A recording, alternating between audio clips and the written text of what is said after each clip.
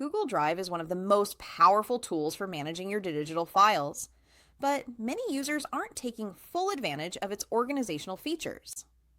Two of the most important tools you can use inside Google Drive are folders and labels. Understanding how they work and how they work together can completely transform the way you organize your documents, photos, school files, or business materials. In this video, we'll break down what folders and labels are, how they differ, and how you can use them to keep your drive clean, efficient, and easy to navigate. Let's start with folders, which are the backbone of Google Drive organization. Think of folders like physical filing cabinets. You can create folders for different categories, such as work, personal, school, clients, projects, or finances. Inside each folder, you can create subfolders for more specific topics.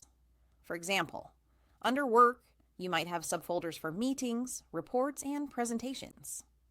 Folders help keep everything neatly sorted, prevent digital clutter, and make it much easier to find what you are looking for. They also help you stay consistent. When everything has a home, your drive stays organized automatically.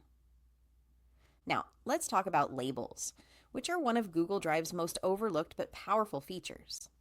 Labels work like digital tags that help you organize files across multiple folders. Instead of storing a file in just one place, labels let you assign keywords, categories, or statuses to any file. For example, you can create labels like urgent, to review, final version, invoices, or confidential. This allows you to quickly filter your drive based on the label you need, even if the files are stored in different folders. Unlike folders, labels don't move your files. They simply group them logically so you can find them faster. One of the best ways to combine folders and labels is to use folders for structure and labels for workflow. For example, a small business owner might store all their documents inside a client projects folder, but use labels like pending, in progress, or completed to track the status of each file. A student could have folders for each subject, then use labels like needs revision, for submission, or group work to stay organized.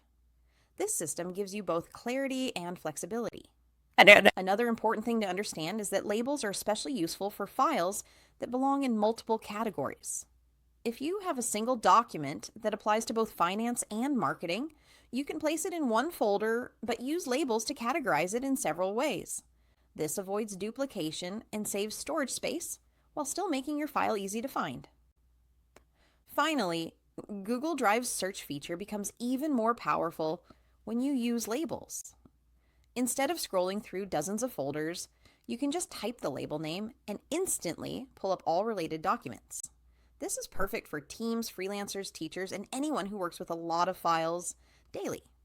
Using folders for structure and labels for flexibility is the key to keeping your Google Drive organized and easy to use. If you take a few minutes to set up both, you'll save hours of searching and sorting later.